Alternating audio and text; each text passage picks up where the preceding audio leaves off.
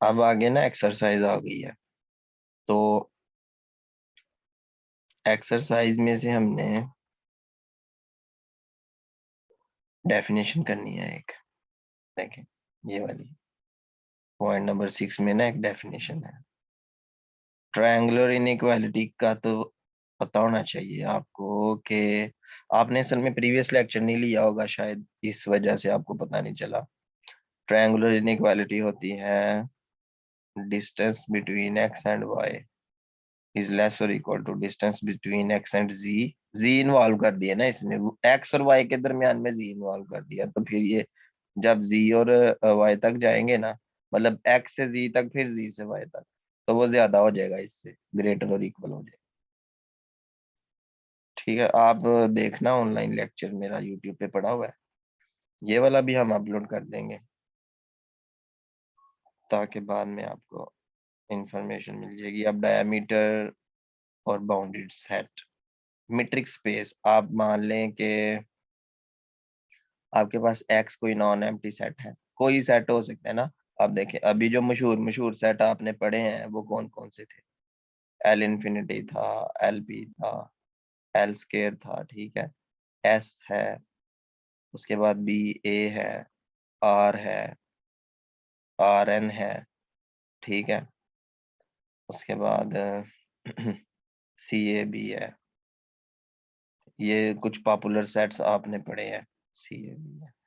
तो एक्स कोई भी इनमें से हो सकता है, इनमें से, ठीक है, मतलब कि जरूरी है कि एक्स के साथ कोई फंक्शन डी हो, x comma D metric space होना लाजमी है। तो मीट्रिक स्पेस कैसे बनती है, जब ये डी चार प्रॉपर्टीज को सेटिस्फाई करता है। D is greater or equal to zero, उसके बाद distance of X Y equal to zero, if and only if X is equal to Y, ये दूसरी प्रॉपर्टी हो गई। उसके बाद distance of X Y is equal to distance of Y X, ये तीसरी प्रॉपर्टी होगी। और चौथी प्रॉपर्टी अभी मैंने यहाँ पे लिखी है, ये वाली। तो चार प्रॉपर्टीज जो है ना, ये सेटिस्फाई करना लाजमी है। तो डी, एक्स के एलिमेंट को यूज करके डी ने चार प्रॉपर्टीज को सेटिस्फाई किया, तो एक्स डी इकट्ठा लिखने से ये एक मीट्रिक स्पेस बन गई। अब इस मीट्रिक स्पेस में क्या होगा, जैसे मान लें कि ये सेट एक्स है और इसके साथ डी एक मीट्रिक है, ये एक मीट्रिक स्पेस है। इस मीट्रिक स्पेस में कोई हमने एक ये सेट ले लिया ए। अब देखें, आम लफ्जों में अगर कहा जाए तो ये सर्कल है। अपनी आम कैलकुलस में हम कहते हैं ना सर्कल है, तो सर्कल में से सेंटर में से जो लाइन सीधी सीधी गुजरती है, ये वाली जो लाइन है, मैं इसको कलर थोड़ा सा ग्रीन कर दूं, ये जो ग्रीन लाइन है इसको आप डायमीटर कहते हैं।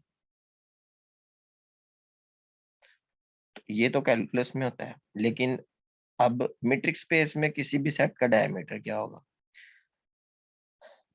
मीट्रिक स्पेस में सेट का सेंटर तो नहीं होगा ना, आपने इसका डायमीटर ऐसे एब्स्ट्रैक्ट लैंग्वेज में डिफाइन करना है। तो आपने ये देखना है कि कौन से दो पॉइंट्स, अब देखें डी, डी जो है ना एक डिस्टेंस फंक्शन होता है। डिस्टेंस फंक्शन एक्स की नेचर के मुताबिक डिफाइन होता है। जैसे एल इन्फिनिटी में डिस्टेंस का फार्मूला अलग था, एल पी में डिस्टेंस का फार्मूला अलग था, ठीक है, एस में डिस्टेंस का फार्मूला अलग था, बी ए में डिस्टेंस का फार्मूला अलग था। तो इन सारे सेट्स में जो डिस्टेंस का फार्मूला है वो सेट की नेचर पे डिपेंड करता है। अब इस सेट एक्स में जो ए सबसेट है एक्स का, ए इज सबसेट ऑफ एक्स, ए का डायमीटर क्या होगा।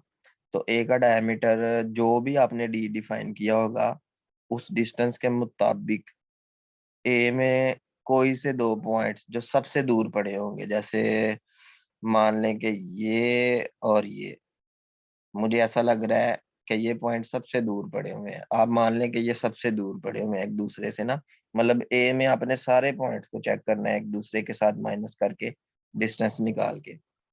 तो आपने क्या किया कि डायमीटर को ना डेल्टा ए कहते हैं। डेल्टा ए का मतलब है ए का डायमीटर। तो आपने क्या किया कि आपने सबसे बड़ा नंबर निकाल दिया ना, सुप्रीमम या मैक्सिमम यूज कर रहे हैं, हाँ सुप्रीमम, दो पॉइंट ले लिए एक्स कमा वाई, ए में से ऐसे 2 पॉइंट्स लेने हैं, ठीक है, जिनका डिस्टेंस सुप्रीमम आए। तो वो डिस्टेंस बिटवीन एक्स वाई है ना, तो आप सारे डिस्टेंसेस निकालते जाएं, निकालते जाएं, निकालते जाएं। जैसे इसका और इसका डिस्टेंस ये आ गया, इसका और इसका डिस्टेंस ये आ गया, इसका और इसका डिस्टेंस ये आ गया, ठीक है, इसका और इसका डिस्टेंस ये आ गया, इसका और इसका डिस्टेंस ये आ गया, इसका और इसका डिस्टेंस ये आ गया। मेरे कहने का ये मकसद है कि तमाम पॉसिबल डिस्टेंसेस आप निकाल लें, उनमें से जो सबसे बड़ा डिस्टेंस होगा, असल में वो डिस्टेंस क्या बनेगा, डायमीटर बन जाएगा सेट ए का डायमीटर। तो वो सबसे मैक्सिमम मतलब सुप्रीमम होगा ना, इनमें सबसे बड़ा नंबर होगा। ठीक हो गया। तो ये तो हो गया जी डायमीटर ऑफ अ सेट। अब अगली बात ये है कि ये जो सेट ए है, मैं इसको ना, चले मैं यहाँ पे एक नया सेट बना लेता हूँ। ये मैं कह लूँ कि ये सेट बी है। और हाँ, पहले हमने डायमीटर डिफाइन किया है ना यहाँ पे, अब हम डिफाइन करते हैं डिस्टेंस बिटवीन टू सेट्स। तो जैसे देखें, सेट ए है और सेट बी है। ए और बी के दरमियान में डिस्टेंस क्या होगा, देखें। जैसे ये जो पॉइंट है, ये ए का पॉइंट है। इस पॉइंट का और इस पॉइंट का डिस्टेंस क्या होगा, ये होगा। इस पॉइंट का और इस पॉइंट का डिस्टेंस क्या होगा, ये होगा। इस पॉइंट का और इस पॉइंट का डिस्टेंस क्या होगा, ये होगा। तो आपने यहाँ से भी तमाम पॉइंट्स यूज कर लिए और यहाँ से भी तमाम पॉइंट्स यूज कर लिए। जैसे देखें, डिस्टेंस बिटवीन ए कामा बी, मतलब किसी भी मीट्रिक स्पेस एक्स में ए और बी के दरमियान डिस्टेंस। तो आपने क्या किया कि आपने एक्स और वाई यूज कर लिए, जो भी आंसर आया आप एक सेट में लिखते गए, ठीक है।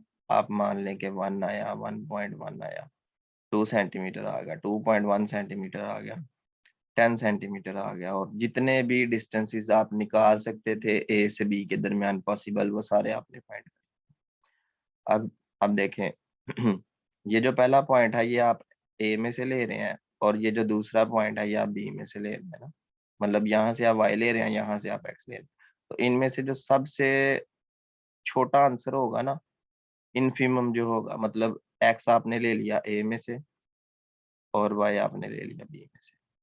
तो एक्स को ए में से, वाई को बी में से लेने के बाद तमाम डिस्टेंसेस निकाल ली, उनमें से जो सबसे छोटा आंसर होगा वो डिस्टेंस होगा दोनों सेट्स के दरमियान। मतलब कि यहाँ पे ना मैं अगर ये शो करूँ, मुझे लग रहा है कि ये इन इन दोनों के दरमियान जो डिस्टेंस है ना वो सबसे कम है। बाकी सारी लाइंस जो बन रही हैं वो ज्यादा बन रही हैं, लंबी लाइंस बन रही है ना। जैसे इसका और इसका अगर आप निकालें तो ये डिस्टेंस ज्यादा आएगा, लेकिन क्योंकि डिस्टेंस बिटवीन टू सेट्स जो है वो कम से कम होना चाहिए, तो ये इसका फार्मूला है।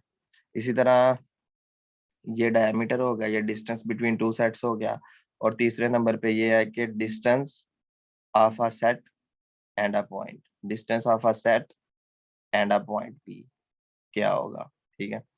तो आप मान लें कि ये मेरे पास एक सेट पड़ा हुआ है, ठीक है। इसको मैं सेट सी सी मान लेता हूँ, ठीक है। चलें इसका नाम हम सी रख देते हैं।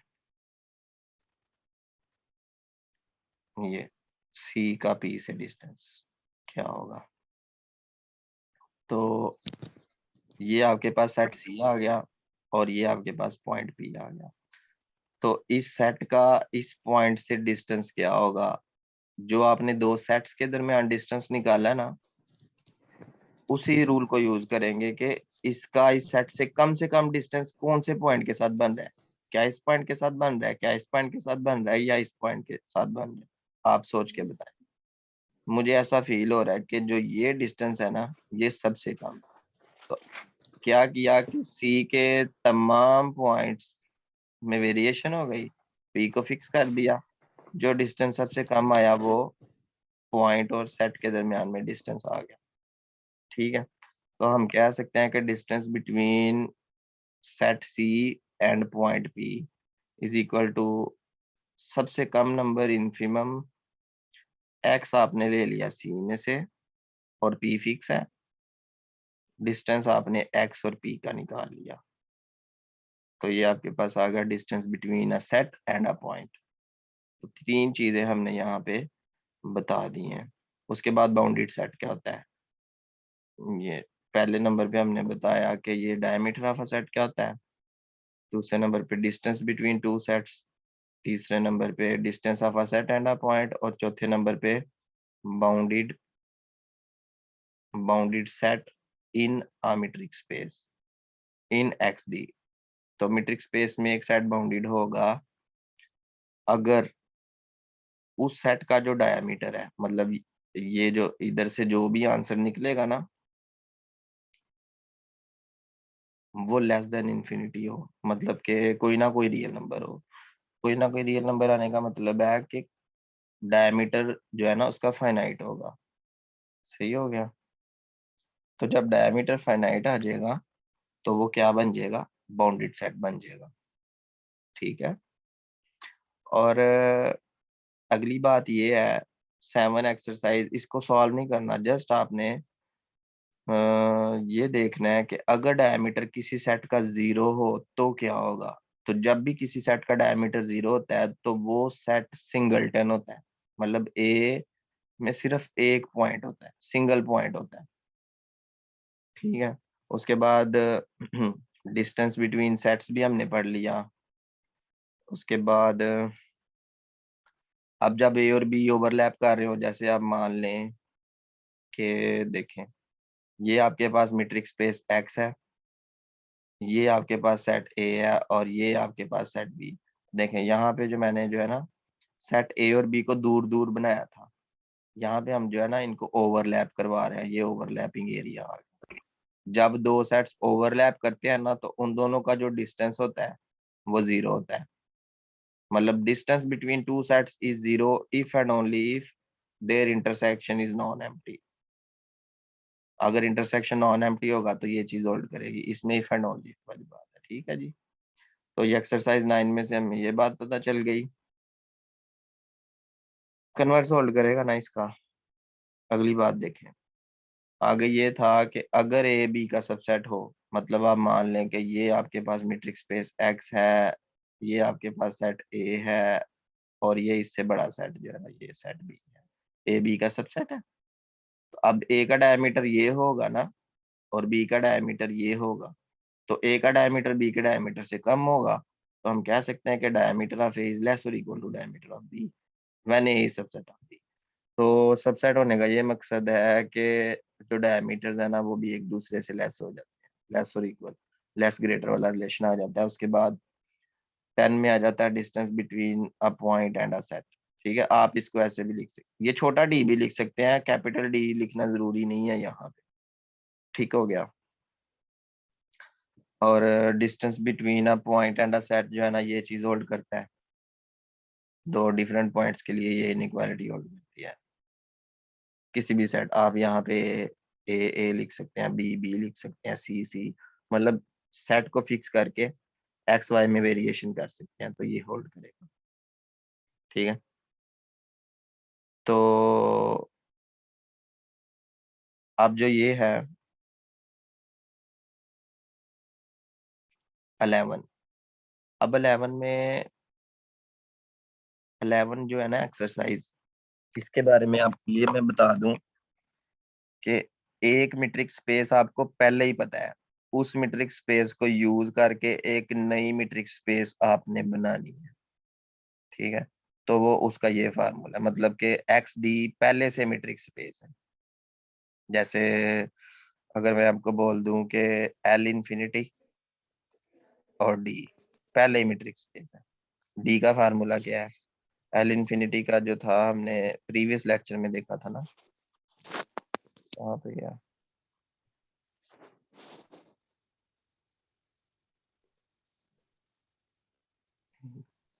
ये देखें, ये एल इंफिनिटी है ये फार्मूला ना डिस्टेंस का, ये तो ये सुप्रीमम आ रहा है, और आपस में माइनस करने के बाद माइक ऑफ कर लें, बहुत शोर आ रहा है।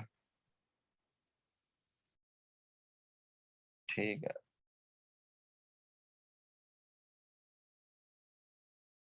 तो मैंने आपको बताया है कि एक्सरसाइज 11 हमें अलाउ करती है कि हम ऑलरेडी दिए गए मीट्रिक स्पेस को यूज करके एक न्यू मीट्रिक स्पेस बना सकते हैं। जैसे देखें कि आप इस डी का फार्मूला यहाँ पे यूज करें, मतलब कि कैसे, एल इंफिनिटी में ये बन जाएगा supremum J belong to N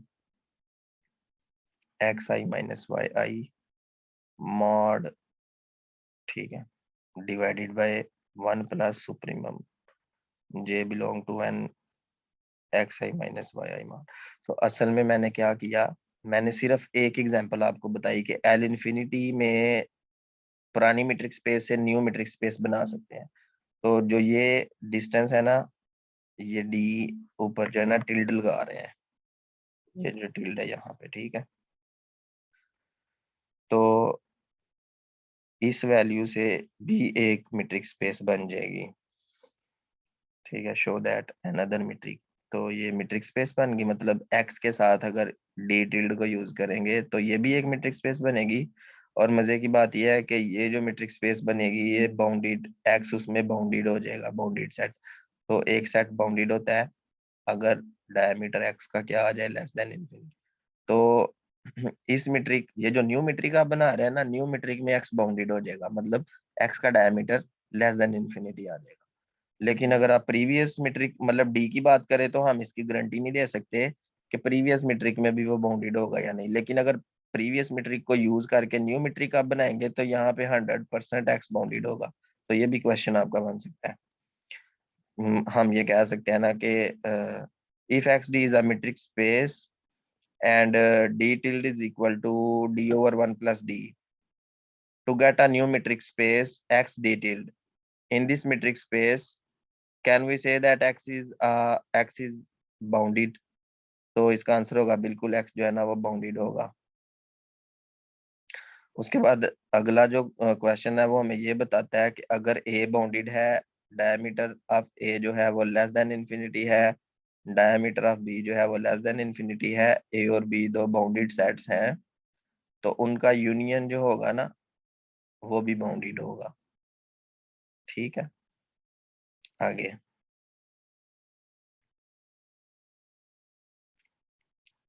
ये 13 वाला नहीं करना। जैसे ये देखे ना, ये भी एक मीट्रिक है, पुरानी दो मीट्रिक्स, मतलब के एक्स जो था ना, एक्स के ऊपर दो मीट्रिक्स हैं, मतलब कोई D1, मतलब एक्स सेम सेट सेम है, एक ये मीट्रिक स्पेस है, एक ये मीट्रिक स्पेस है। पुरानी दो मीट्रिक स्पेसिस को इस्तेमाल करके आप एक नई मीट्रिक स्पेस बना सकते हैं। तो जैसे ये फार्मूला है ना, आप D1 का स्केयर करें, फिर प्लस करें, फिर D2 का स्केयर करें और स्केयर रूट कर देंगे ना, तो जो नए आंसर्स आते जाएंगे ना वो एक न्यू मीट्रिक स्पेस बना देंगे। मतलब प्रीवियस दो मीट्रिक्स को यूज करके आप तीसरी कोई नई मीट्रिक भी बना सकते हैं। इसी तरह ये 14 में भी और 15 में भी। जो 15 का फार्मूला है वो ये है कि आप D1 और D2 में कंपैरिजन करें कि जो दोनों में से बड़ा आंसर होगा उसको आप एक नया आंसर मानते जाएं। तो कंपैरिजन, आप हर नंबर का कंपैरिजन करते जाएं, जो बड़ा आंसर आता जाएगा उसको एक डी डबल डबल टिल्ड जो है ना वो मानते जाएं। तो इससे भी एक न्यू मीट्रिक बन जाएगी। ठीक है, तो 14 15 में वो क्या कर रहा है कि प्रीवियस दो मीट्रिक्स को यूज करके एक तीसरी मीट्रिक बना रहा है। ठीक हो गया। तो आपसे ये भी क्वेश्चन पूछा जा सकता है कि if X D one is a metric space and X D two is another metric space on the same set X, then के बाद आपको ये फार्मूला दे के पूछा जा सकता है कि ये इज दिस फार्मूला, ठीक है, makes another metric on x. तो अगर आपको पता होगा, इस फार्मूला का आपको पता होगा या इस फार्मूला का पता होगा, तो आप कह सकते हैं कि yes it can make another metric on the same set x. ठीक है, अब देखें ना, 15 में बाउंड्रीनेस वाली बात नहीं की, 14 में बाउंड्रीनेस वाली बात नहीं की। बाउंड्रीनेस का जिक्र किया हुआ है 11 वाली, जो आपने एक मीट्रिक को यूज करके एक नई बनाई है, इसमें एक को यूज किया है और एक बनाई है नहीं। जबकि 14 15 में दो मीट्रिक्स को यूज करके एक तीसरी मीट्रिक बनाई है, और यहाँ पे भी दो को यूज करके एक तीसरी मीट्रिक बनाई है। ठीक है, अब हम आगे चलते हैं। Open set, close set, neighbourhood, ये सारी चीजें इसमें क्या होती है, ये मीट्रिक स्पेस में। तो सबसे पहले नंबर पे, सबसे पहले नंबर पे वो कह रहा है बाल और स्फेयर क्या चीजें हैं। ठीक है, ओपन बॉल। तो ओपन बॉल, जैसे ये आपके पास एक मीट्रिक स्पेस एक्स है। ठीक है, इसमें जो है ना एक्स नॉट फिक्स कर ले किसी एक जगह पे, मतलब मैं अगर इस जगह को, इस पॉइंट को एक्स नॉट फिक्स मान लूं। ठीक है, और अगली बात ये है, और एक रियल नंबर आर हम ले लेते हैं फिक्स। आर, आर को ना हम 4 सेंटीमीटर ले लेते हैं, 4 सेंटीमीटर। तो इधर से हर जगह 4 सेंटीमीटर, तो 4 सेंटीमीटर, मतलब कि यहाँ पे जो है ना मैंने ये एक सर्कल टाइप बना दिया। ये डॉटेड लाइन का ये मकसद है कि बाउंड्री शामिल नहीं है, मतलब आपको यहाँ पे लेस नजर आ रहा है, लेस अगर नीचे इक्वल भी आ जाएगा ना, जैसे ये दूसरे पॉइंट में है, तो फिर बाउंड्री भी शामिल होती है। अब क्योंकि बाउंड्री शामिल नहीं है, जस्ट डॉटेड लाइन है, तो अंदर जितने भी पॉइंट्स हैं, बाउंड्री को छोड़ के जितने भी यहाँ पे पॉइंट्स हैं, ये जो जितने भी पॉइंट्स की बात कर रहा हूँ ना, वो ये वाले हैं, ये वाले, मतलब वो तमाम पॉइंट्स एक्स के, ठीक है, जिनका जो डिस्टेंस है,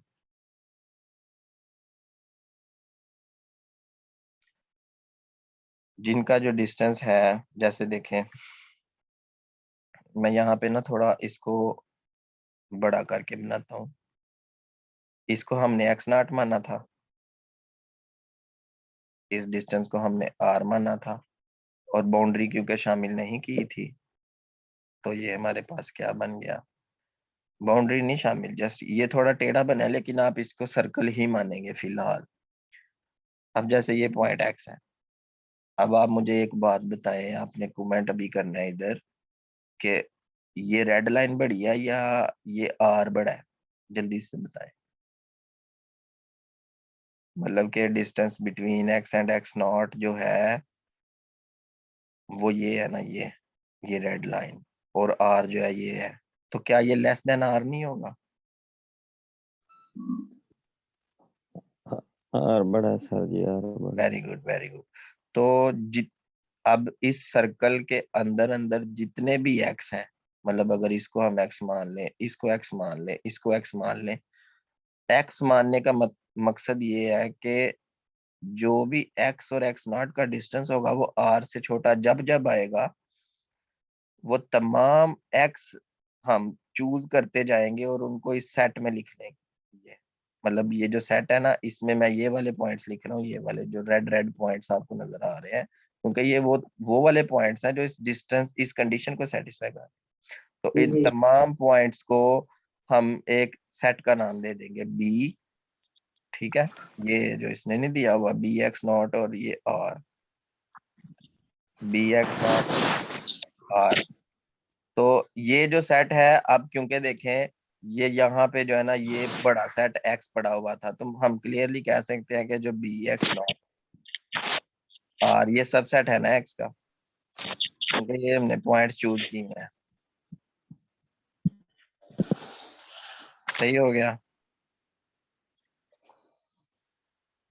तो इसी तरह ये तो मैंने एक्स नॉट को यहाँ पे फिक्स किया था ना, अगर आपका दिल चाह रहा है आप इस जगह पे एक्स नॉट को फिक्स करें, आप रेडियस को फिक्स करें, ये रेडियस है, इसको फिक्स कर लिया, यहाँ पे एक सर्कल बन गया। अब इस सर्कल, ये बाउंड्री शामिल नहीं करनी, ये डॉटेड लाइंस है, यहाँ पे ना डॉटेड लाइंस है। अगर बाउंड्री शामिल आप कर लेते हैं, और बाउंड्री के अंदर, मतलब इस सर्कल के अंदर तमाम पॉइंट्स इंक्लूडिंग बाउंड्री, तो आपके पास ना एक नया सेट आ जाएगा, मतलब बी एक्स नॉट और आर, रेडियस के साथ यहाँ पे मैं टिल्ड लगा रहा हूँ क्योंकि इसमें और उसमें डिफरेंस है ना। तो वो तमाम पॉइंट एक्स के हमने चूज कर लिए जो जिनका डिस्टेंस जो है एक्स नॉट से वो लेस है या इक्वल है आर के। तो एक्स का सबसेट इस तरह से बना है ना, आप ये देखें कि ये जो आपको ये रेड डॉट्स नजर आ रहे हैं, ये सारे एलिमेंट एक्स के एलिमेंट्स भी तो हैं। क्योंकि देखें ये जो सेट मैंने यहाँ पे बनाया ये वाला, ये अगर ये सेट एक्स है ये सारा, तो वो जो एलिमेंट्स हैं ये जो रेड डॉट्स हैं, ये सारे ब्लैक डॉट्स और रेड डॉट्स ये सारे, तो ये जो अंदर वाले एलिमेंट्स हैं ये एक्स के भी तो एलिमेंट्स हैं। हम कह सकते हैं ना कि वो एक्स का सबसेट बन जाएगा। इसी तरह ये भी एक्स का सबसेट होगा क्योंकि हम एलिमेंट्स एक्स में से चूज कर रहे हैं। पता चल गया आपको? इसी तरह जब डिस्टेंस बिल्कुल इक्वल आ जाए, मतलब कि आप इसको खाली कर देना सर्कल को, मतलब कि ये आपके पास मीट्रिक स्पेस एक्स है, ये एक्स नॉट है, ये रेडियस है, और इस रेडियस पे ना ये हमारे पास क्या बन गया। असल में ना मेरे से ड्राइंग अच्छी नहीं हो पाती, जिसका मुझे दुख रहता है हमेशा, पर अगले को समझ आनी चाहिए, अगले बंदे को। ठीक है जी, ये सेंटर है, तो ये इसका रेडियस है और अब आप क्या करें, ये जो व्हाइट व्हाइट आपको पोर्शन नजर आ रहा है ना अंदर इस सर्कल के, इसमें से कोई पॉइंट नहीं लेना, ना यहाँ से कोई पॉइंट लेना है ना यहाँ से कोई पॉइंट लेना है। पॉइंट कहाँ से लेना है आपने, इसका कलर जो है ना मैं थोड़ा ब्लू कर देता हूँ, ये जो ब्लू बाउंड्री आपको नजर आ रही है ना, जस्ट आपने यहाँ से पॉइंट्स लेने हैं। तो इसका मतलब है कि ये एक स्फीयर बन गया है, खाली हो गया ना, ना अंदर से पॉइंट लेने हैं ना बाहर से, जस्ट बाउंड्री से पॉइंट लेने हैं। तो आप बाउंड्री से कोई भी पॉइंट लेंगे तो डिस्टेंस आर के इक्वल आ जाएगा, चाहे यहाँ से ले, इसका और इसका अगर इसको एक्स मान रहे हैं, इसका और इसका डिस्टेंस क्या आ रहा है, आर के इक्वल। तो हम कह सकते हैं कि वो तमाम पॉइंट्स, ठीक है, मतलब एक्स के वो तमाम पॉइंट्स जिनका डिस्टेंस एक्स नॉट से इक्वल हो जाए आर के, तो उसको हम कह सकते हैं कि वो सबसेट तो होगा ना एक्स का, और ये कि एक स्फीयर बन जाएगा एस एक्स नॉट। ठीक है, सही हो गया। तो ये तीन चीजें हमने डिफाइन कर दी। अब अगली बात ये है, मैंने आपको कहा था आर ग्रेटर देन जीरो है। ग्रेटर देन जीरो का मतलब है ये 0.5, 0.6, 0.7, 1, 2, 3, 4, ये 1 हो सकता है, 2 हो सकता है। आर की वैल्यू पॉजिटिव नंबर कुछ भी हो सकता है। अगर आर की वैल्यू क्या हो जाए, 1 हो जाए, इक्वल टू 1 हो जाए ना, तो जब आर की वैल्यू 1 हो जाएगी तो फिर ये यूनिट बॉल बन जाएगा। अब आप एक इंटरेस्टिंग बात ये देखें कि आप मान लें कि ये मेरे पास जो है ना एक सर्कल है, बॉल है, ये एक्स नॉट इसका सेंटर है, ये इसका क्या आ गया, रेडियस आ गया ना। तो मैंने बाउंड्री भी शामिल कर दी और अंदर वाले पॉइंट्स भी शामिल कर दिए। ठीक है, तो अंदर वाले पॉइंट्स का कलर हम ये कर देते हैं ना ग्रीन। अभी आपने इसको गौर से देखना है,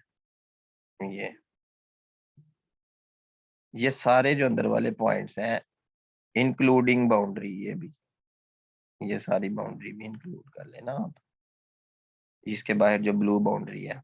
तो इस चीज को हम कहते हैं कि ये क्या है, इसको हम कहते हैं B tilde X not R, यही कहते हैं ना, मतलब अंदर वाले सारे पॉइंट्स और बाउंड्री भी।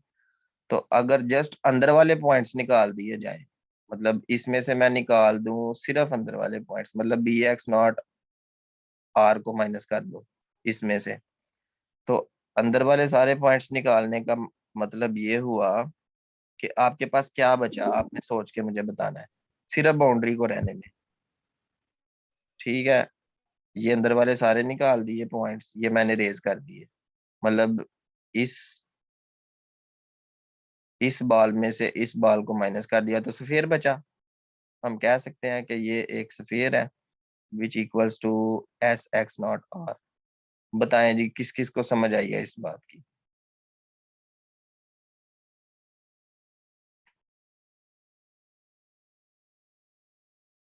सबको आ गई समझ? तो ये देखें ना, ये चीज भी होल्ड करती है। उसके बाद ठीक है, आगे चलते हैं। इसी तरह ना एक सबसेट एम होगा मीट्रिक स्पेस का, उसको ओपन बोलेंगे। अब देखें ओपन सेट क्या होता है। अभी तक आपने ना तीन चीजें पढ़ी हैं। मैं आपको बता दूं कि पहले आपने पढ़ा था ओपन बॉल, फिर आपने पढ़ा क्लोज्ड बॉल, फिर आपने पढ़ा खाली बॉल, स्फीयर जो आपने पढ़ा ना, ओपन, क्लोज्ड और खाली। ठीक है, इसमें क्या होता है, बाउंड्री नहीं होती, इंटीरियर होता है। इसमें इंटीरियर के साथ बाउंड्री भी होती है, और इसमें क्या होता है, इंटीरियर नहीं होता, जस्ट बाउंड्री होती है। तो अब क्योंकि ये तो परफेक्ट शेप होती है ना सर्कल की। अब देखें, ये मेरे पास कोई मीट्रिक स्पेस एक्स है, ये मेरे पास कोई सेट एम है। अब कहने का ये मकसद है कि एम के किसी भी पॉइंट को सेंटर मान के आप छोटे से छोटे रेडियस का अगर ओपन बॉल ड्रॉ कर सकते हैं, मतलब जैसे देखें ना, आप इस पॉइंट को सेंटर मान के यहाँ पे ओपन बॉल ड्रॉ कर दें, सेंटर मान के यहाँ पे ओपन बॉल ड्रॉ कर दें, सेंटर मान के यहाँ पे ओपन बॉल ड्रॉ कर दें। कंडीशन क्या है, एक सबसेट एम जो होगा, हाँ बिल्कुल, इसको सर्कल ऑफ रेडियस आर बोलेंगे। तो अब एम जो है वो ओपन होगा अगर वो अपने हर पॉइंट के, मतलब एम के अंदर जितने भी पॉइंट्स हैं उनको सेंटर मान के एक बॉल ड्रॉ कर सके आप। ठीक है, मतलब अगर आप ऐसा कर सकेंगे ना तो फिर वो सेट ओपन होगा। और इस चीज की इजाजत हमें देनी है मीट्रिक डी ने। ठीक है, डी की कंडीशंस होती है ना, चार कंडीशंस हैं, तो चारों कंडीशंस सेटिस्फाई करेंगे तो फिर आप कह सकेंगे ना। तो जैसे देखें ना, मैं थोड़ा ना यहाँ पे जूम करके आपको बताता हूँ। जैसे ये सेट एम है, मैं इसको बहुत ज्यादा जूम कर लेता हूँ यहाँ पे। ये मैं इसको जो है ना बहुत ज्यादा जूम कर लिया। अब बहुत ज्यादा जूम इसलिए किया कि आपको इसका बिहेवियर पता चल जाए। जैसे ये एक पॉइंट है यहाँ पे, ओहो,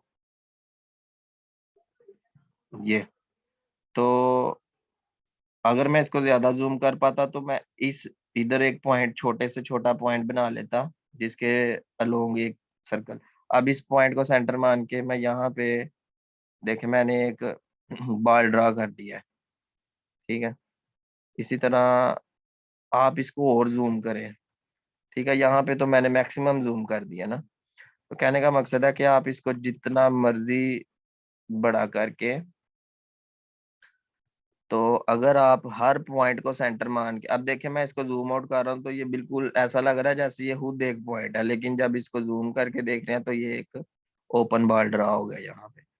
तो अगर एम के हर पॉइंट को सेंटर मान के एक ओपन बॉल हम ड्रा कर सकें तो उसको क्या बोलेंगे, एम खुद एक ओपन सेट हो जाएगा। और आपको टोपोलॉजी में पता था कि ओपन सेट का कॉम्प्लीमेंट क्लोज्ड होता है, तो यहाँ पे भी वही है कि अगर आप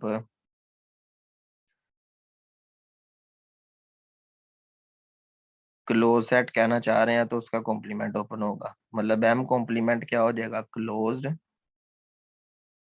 और एम कॉम्प्लीमेंट का दोबारा कॉम्प्लीमेंट करेंगे तो ये दोबारा से ओपन हो जाएगा।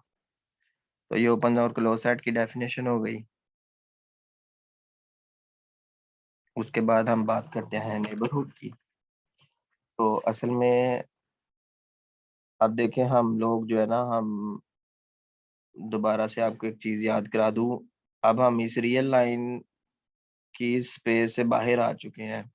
अब हम एब्स्ट्रैक्ट स्पेसिस में चले गए हैं। एब्स्ट्रैक्ट स्पेसिस में जैसे देखे ना आपने, सी ए बी स्पेस पहली बार मतलब मेरे लेक्चर में पहली बार पढ़ा है, बी ए को आपने पहली बार देखा है, पहली बार पढ़ा है। इसके बाद एल इंफिनिटी, एल पी, ये सारी एब्स्ट्रैक्ट स्पेसिस हैं। ये बिल्कुल रियल लाइन, अगर रियल लाइन की बात करें तो ये अगर एक पॉइंट ए है तो ये उसका नेबरहुड होगा ना ये सारा। तो रियल नंबर्स में तो इसको डिफाइन करना इजी है।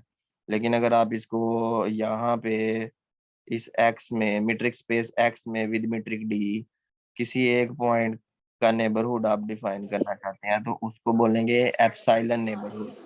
ठीक है, एप्सिलॉन नेबरहुड।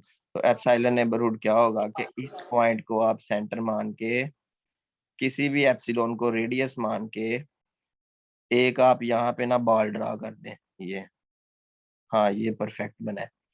तो इस बाल के अंदर जितने भी यहाँ पे डॉट्स आपको नजर आ रहे हैं, ये सारे डॉट्स एक्स नॉट के एप्सिलॉन नेबरहुड्स होंगे।